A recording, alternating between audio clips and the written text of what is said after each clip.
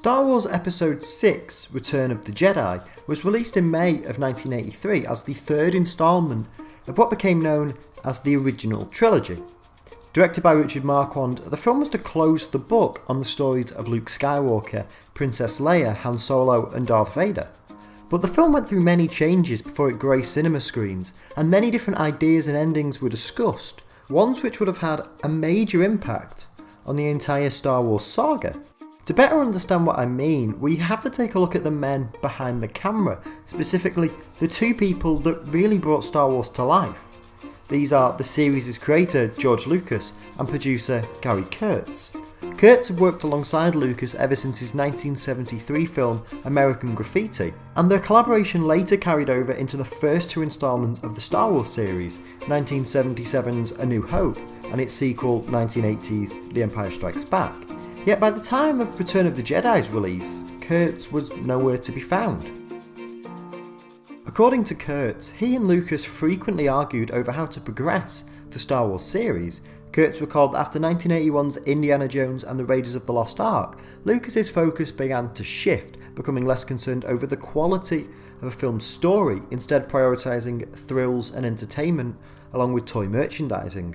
In a 2002 interview with IGN, Kurtz recalled Lucas saying to him, "We could have made just as much money if Empire hadn't quite been so good and you hadn't spent so much time." In a 2010 interview for the LA Times, Kurtz revealed that he'd become disillusioned with the commercially driven direction that he felt the series was taking, along with the related changes that Lucas had made to the story of what became Return of the Jedi, stating that, "I could see where things were headed. The toy business began to drive the Empire. They make 3 times as much on toys as they do on film. It's natural to make decisions that protect the toy business, but that's not the best thing for making quality films." In particular, Kurtz was displeased with Lucas's decisions to resurrect the Death Star, which he felt was too derivative, and to change the plot from one that ended on a bittersweet and poignant note to one having a euphoric ending where everyone was happy. The original plans for what became Return of the Jedi did indeed point towards a more sombre and bittersweet film, like Kurtz suggested. For example, it said that both Kurtz and co-writer Lauren Kasdan campaigned for Han Solo to be killed in the film, with Harrison Ford unsurprisingly being in favour of Solo's demise. So I argued for 30 years for this to happen. Right. And finally, I wore him down. But Lucas was vehemently against this and rejected the concept, with Kurtz stating in an interview with the LA Times that the original idea was that they would recover Han Solo in the early part of the story, and that he would then die in the middle part of the film in a raid on an Imperial base. Furthermore, it's likely that this version of Jedi would have had a very different role for Princess Leia, and while George Lucas is adamant that Luke and Leia were always siblings, it appears that this wouldn't have been the case. According to Kurtz, him and Lucas outlined ideas for several films after Jedi, and a key plot point of which was Luke's search for his sister after Yoda's allusion to the other at the end of The Empire Strikes Back. However, after plans for a sequel trilogy were scrapped by Lucas, the script was changed so that Leia instead became Luke's sister, while in the original script, having lost the man she loves, Leia would reluctantly assume her duties as queen over what's left of Alderaan. But I think the most fascinating question of all of this is what became of Luke Skywalker.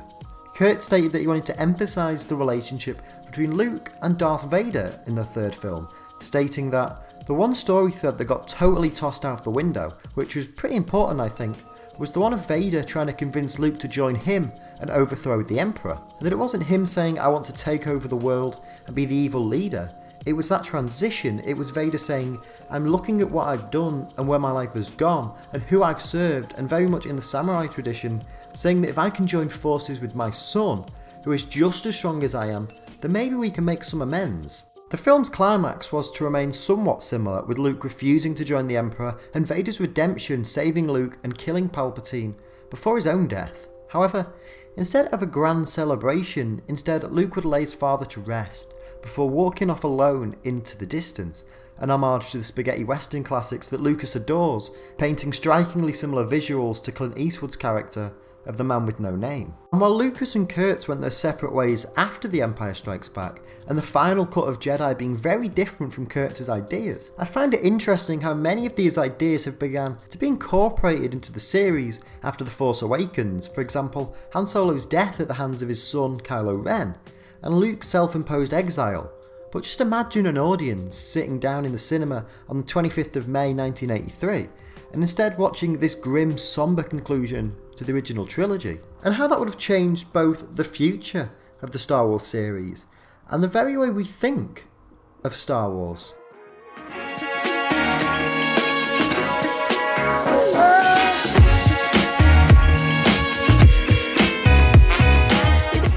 Hey everyone, I hope you enjoyed today's video. It's been a while since we talked about Star Wars, and with Rogue One being out this weekend, I thought this would be the perfect time. If you have any thoughts or questions on anything we discussed today, make sure to leave them in the comments below. And I'm sure you've heard about all the YouTube algorithm uproar, so if you did enjoy this video, please do give it a like, comment below and share it around. It helps us out so much. There are some other videos on screen right now that I think you might enjoy if you enjoyed this one, and until next time, take care and keep reading.